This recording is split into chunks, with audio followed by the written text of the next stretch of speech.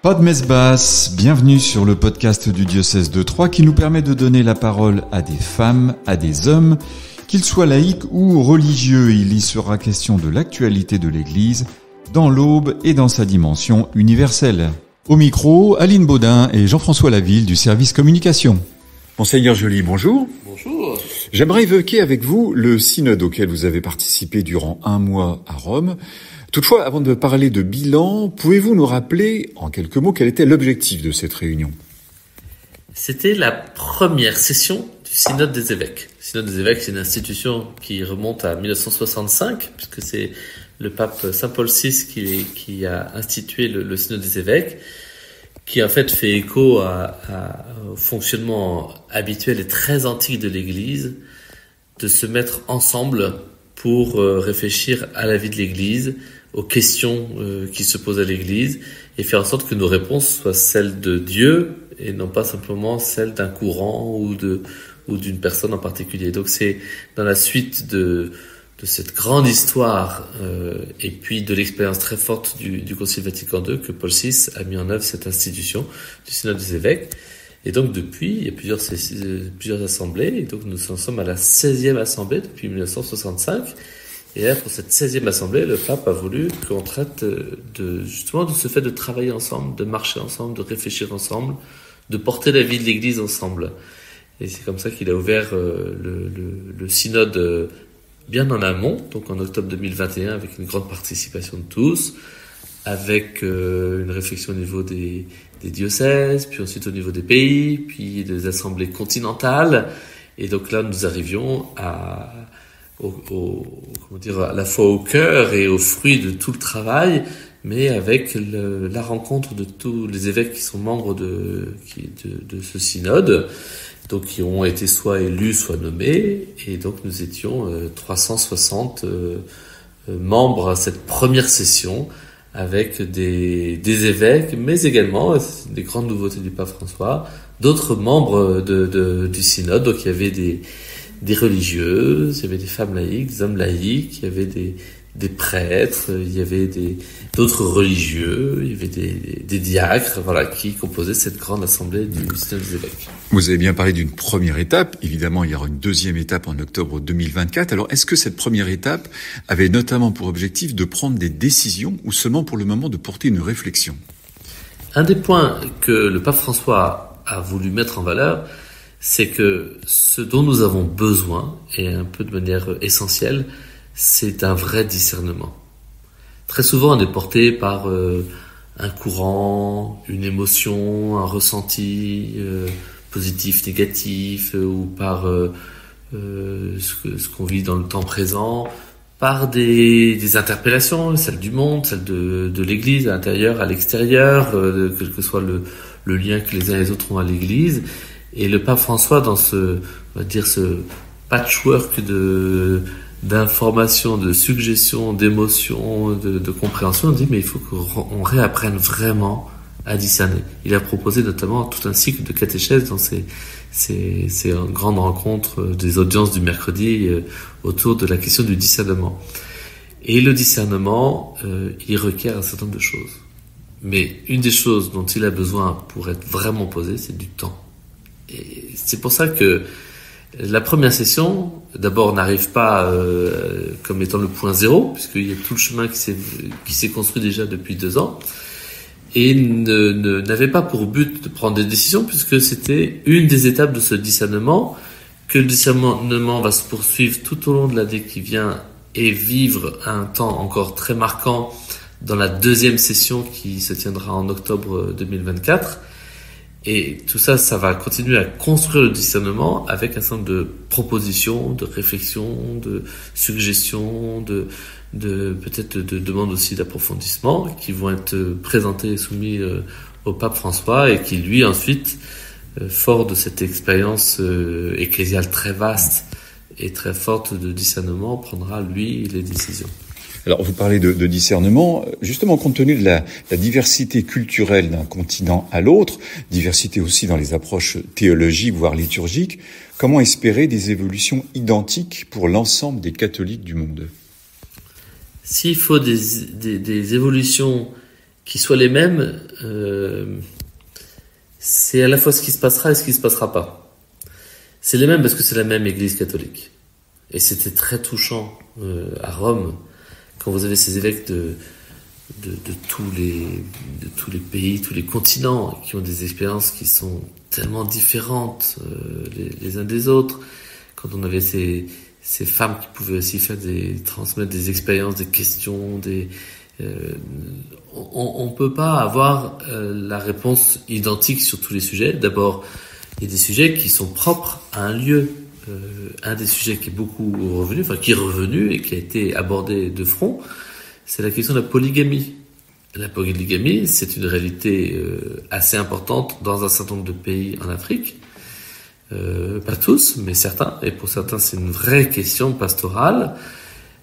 C'est pas une question qui se pose de cette manière-là en France. Il y a peut-être une polygamie de fait dans certains milieux, mais c'est pas forcément le milieu catholique. Et d'autre part, la société, elle ne permet pas la polygamie. Donc ça ne fait pas partie des questions qui se posent à nous aujourd'hui en France. Donc on va pas demander à Rome d'avoir la même réponse autour de la polygamie en France que dans tel ou tel pays d'Afrique. Donc forcément les questions sont différentes. Et une des questions qui a jailli, une des réflexions et qui conduit à un certain nombre de propositions, c'est justement de mieux travailler l'articulation entre le local et l'universel. Donc entre une église locale, par exemple celle qui est dans l'Aube, et puis l'Église universelle dans sa dimension de tous les pays du monde. Parce que on peut pas attendre que ce soit à Rome que tout soit décidé et que dans chacune église on attende que enfin Rome nous dise vous pouvez faire ceci, vous pouvez faire cela. Donc une église locale peut avoir déjà une certaine capacité à peser des choses. Alors elle peut pas décider toute seule sur certains sujets parce que sinon elle se couperait de la communion avec les autres églises. Donc il y a forcément aussi un travail à faire avec d'autres et un temps aussi de relecture, de discernement, voire de décision qui peut être posée au niveau du Saint-Siège. Et donc dans cette réflexion, ce qui a été suggéré, c'est que on soigne davantage la dimension régionale de l'Église. Alors régionale, ça peut être plusieurs choses, mais on va dire d'une manière plus habituelle, c'est le fait que ça soit pas simplement une Église locale toute seule. Parce qu'une église toute seule, elle a son autonomie en soi, mais elle ne tourne qu'à partir d'elle-même. Donc la dimension régionale, ça peut être pour nous la province, qui est déjà quelque chose d'un peu plus vaste. Ça peut être l'échelle d'un pays, et l'Australie a vécu ce qu'ils ont appelé le concile australien, qui a été une réflexion sur la vie de l'Église avec des questions qui se posaient, donc sur plusieurs années, pour l'ensemble de l'Australie. Mais ça peut être aussi à l'échelle de plusieurs pays d'un même continent. On voit bien ce qui se fait en Amazonie, ce que le cardinal Aveline a suggéré à la fin des rencontres méditerranéennes en invitant la mise en place d'une assemblée ecclésiale qui concerne l'ensemble des églises et des diocèses qui sont dans le pourtour méditerranéen. Donc ça, c'est une belle intuition qui jaillit en disant, on articule, mais c'est pas une question nouvelle, mais en tout cas, elle avance dans la réflexion, dans la proposition. On articule la dimension universelle et la dimension locale. Il y a eu un moment 2 grands théologiens qui se sont affrontés pour dire qu'est-ce qui est premier. Est-ce que c'est l'Église universelle ou est-ce que c'est l'Église locale?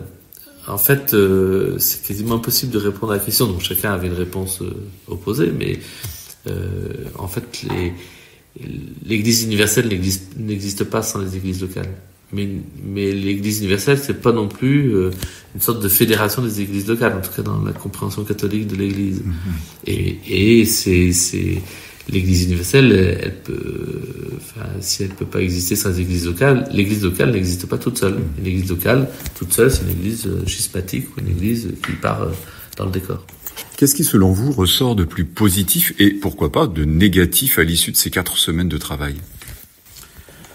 Dans le très très très très grand positif, c'est d'avancer ensemble et d'être capable de s'écouter, de cheminer, de discerner, d'avancer, de réfléchir, de décider ensemble, alors qu'on est si différents. Vous n'avez pas de réalité dans le monde qui ait cette possibilité, qui va réunir des Africains, des Libanais, des Colombiens, des Paraguayens, des Chinois, des Vietnamiens, des Australiens, pour décider ensemble de la vie de l'Église et d'être capable de trouver autant de points de convergence, autant de points à continuer de traiter et autant de propositions. Et c'est très beau la manière dont toute cette session s'est mise en œuvre. Ça nous a conduit à un document donc, qui a été rédigé à partir de tout ce qui a été travaillé dans les petits groupes qu'on appelle des cercles mineurs tout au long de cette assemblée, en dialogue en permanent avec la congrégation générale. Ce texte, il a été ensuite amendé par l'ensemble des cercles mineurs que nous étions. Donc, on était 35 cercles mineurs de langues différentes. Et ensuite a été voté. Tout a été voté. Rien n'a été rejeté. C'est dire que nous avons réussi à avancer ensemble. Il y a beaucoup de questions qui continuent à se poser, beaucoup de réflexions. Et puis, il y a des choses à approfondir. Et puis, il faut qu'on aille encore plus loin sur certaines choses. Mais ça, c'est certainement déjà le plus beau. Et pour moi, ça dit quelque chose de l'action de l'Esprit Saint. Il y en a qui m'avaient dit j'espère que l'Esprit Saint sera avec vous au synode à Rome. Je dis mais avec nous, ça c'est sûr qu'il sera là. Ça c'est notre foi qui nous fait savoir. Après, est-ce qu'on va l'écouter? Est-ce qu'on va avoir le cœur suffisamment disponible pour l'écouter? Et écouter l'Esprit Saint, si c'est je me mets tranquillement dans ma chambre et ma cellule, et puis je vais l'écouter, puis comme je suis en paix, c'est l'Esprit Saint qui me dit ça c'est faux. C'est les paix tranquilles dont parle souvent l'Écriture sainte. Ce que vous êtes en train de dire, c'est que malgré la diversité des personnes qui participent à ce synode, on s'achemine plus vers un consensus que vers des compromis. Un compromis est un échec dans la vie de l'Église. Parce qu'un compromis, ça veut dire on n'y arrive pas, donc on essaie de trouver une sorte de juste milieu, mais juste milieu, ça peut vite être médiocre. Ça veut dire qu'on n'a pas choisi, ça veut dire que on n'a pas réussi à travailler. Il y a des vrais points de consensus, mais que nous on a plutôt appelé des points de convergence, pour avoir peut-être plus humblement dire que on avançait vraiment ensemble sur ces sujets-là. Et puis c'est pas non plus une convergence à 100% de tout le monde, hein, mais c'était quand même une vraie convergence. Et les points où on diverge ne disent pas que c'est manqué et que du coup il faut trouver un compromis pour s'en sortir. Ça veut dire qu'il faut qu'on aille plus loin. Avec l'Esprit Saint, en tout cas c'est notre foi de croyants et de chrétiens, de disciples du Christ. Quand on est en blocage, si on se laisse conduire par l'Esprit Saint, effectivement, il met du désordre, il déstabilise, il bouscule là où on en est, mais avec notre disponibilité, à un moment ou à un autre, il nous fait aller au-delà, il nous fait aller plus loin, il nous fait faire vraiment une expérience d'être déplacé pour entrer dans la vision de Dieu et quitter nos visions humaines qui sont étriquées ou fermées. C'est ce qui a conduit le Concile Vatican II, de session en session, puisqu'il a fonctionné aussi de session en session, à aboutir à des textes qui sont extraordinaires et qui ont été votés parfois quasiment à l'unanimité. Vous parlez de vision humaine. Vous savez qu'il y a des sujets qui interpellent davantage, en tout cas dans notre société. C'est un sujet qui tourne autour de la place des femmes, pourquoi pas la communion des divorcés, ou bien encore les fameux prêtres mariés ou pas, ou l'ordination d'hommes mariés.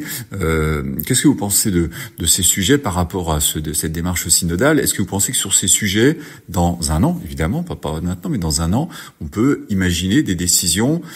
Et si ces décisions, est-ce qu'elles pourront être appliquées de manière uniforme dans tous les continents? Si être prophète, c'est annoncer ce qui va se passer dans un an, je suis pas prophète. Et je ne sais pas du tout ce qui va se passer dans un an. Si être prophète, c'est dire ce que Dieu fait aujourd'hui et des lignes de fond, oui, je peux être prophète dans ce sens-là. Et dans ce sens-là, je peux dire que ce sont des questions qui sont vraiment affrontées. C'est pas toujours, à chaque fois, la question même du synode. Mais la question du synode touche aussi ces questions-là. La La question du synode, c'est vraiment comment on avance ensemble. Et certaines questions sont beaucoup trop complexes, beaucoup trop importantes, beaucoup trop délicates, touchant beaucoup trop d'aspects des personnes pour qu'on trouve une manière de les avoir réglées de cette manière-là. Et souvent, plus que de régler une question, on prend les moyens d'avancer avec. On prend les moyens d'avancer avec les personnes aussi. Et je sens que le synode ouvre déjà beaucoup de portes pour qu'on puisse bien avancer avec les personnes. Et que les situations, telle ou telle situation, soit pas ni une impasse ou une porte fermée, ni un regard noir et blanc, c'est possible, c'est pas possible, comme souvent on aime bien dans la société, c'est plus confortable de dire ça c'est bien, ça c'est pas bien, ça c'est le péché, ça c'est le bien.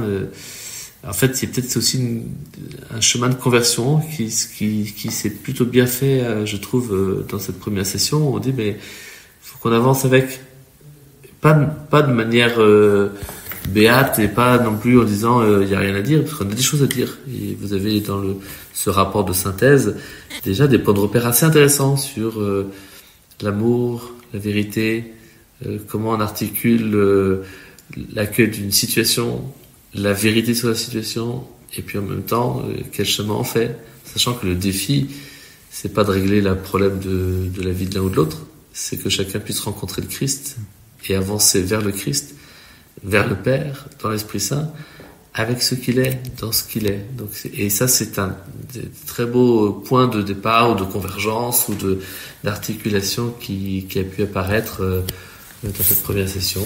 Alors après, on verra ce que l'Esprit Saint nous conduira à discerner dans ce temps intermédiaire et puis l'année prochaine. Justement, ce temps intermédiaire, d'ici le prochain synode, donc en octobre 2024, vous, à titre personnel, en tant que participant à ce synode, vous allez continuer à travailler avec d'autres évêques, ou bien est-ce que finalement vous attendez la prochaine session pour à nouveau réfléchir avec vos collègues? En témoignant, comme vous m'invitez à le faire, de ce qui s'est vécu à Rome, je suis toujours en train de travailler autour du synode. Ce temps intermédiaire n'est pas un temps de pause et puis on reprendra les choses dans un an. Il y aura plusieurs reprises dans le rapport de synthèse. On a invité à ce qu'il y ait un travail qui se continue sur tel ou tel point, parfois avec les théologiens, parfois avec des canonistes, parfois avec nous, l'Église, parfois avec dans des réalités plus locales. Entre évêques, on a déjà plusieurs fois manifesté le désir de continuer un travail plus théologique sur certains points, parce qu'on sent bien que quand on commence à bouger des choses, et c'est une très bonne chose qu'elles bougent, il faut qu'on soit au clair dans nos fondements théologiques pour que, en accompagnant ces choses qui bougent, on soit toujours dans le service de Dieu et non pas dans une idéologie quelle qu'elle soit, quand bien même elle serait teintée de belles pensées évangéliques. Il faut vraiment qu'on aille au cœur de l'évangile. Donc ça, c'est un des aspects qui se fait. Et il y a quelques jours, j'ai reçu un courrier de théologiens qui nous invitait à continuer à travailler ensemble et à faire une rencontre évêques, autres membres du synode et théologiens. Donc oui, le travail se continue et c'est, je pense, vraiment très important. On est entre les deux sessions, mais c'est un entre-deux qui est assez exigeant et assez attendu en termes de réflexion, de travail et puis d'échange, parce que en discutant avec les communautés, quand je rends compte de ce qui s'est passé à Rome dans cette première session, j'ai des retours aussi qui me réinterpellent et puis on chemine. Voilà, donc c'est effectivement un temps intermédiaire qui est riche. Alors, poursuite du travail, poursuite de la réflexion. Eh bien, écoutez, Monseigneur Joly, rendez-vous à la fin du mois d'octobre 2024 pour un véritable bilan et puis sans doute pour des décisions. Merci, Monseigneur. Merci beaucoup, Jean-François. Merci à tous ceux qui écoutent.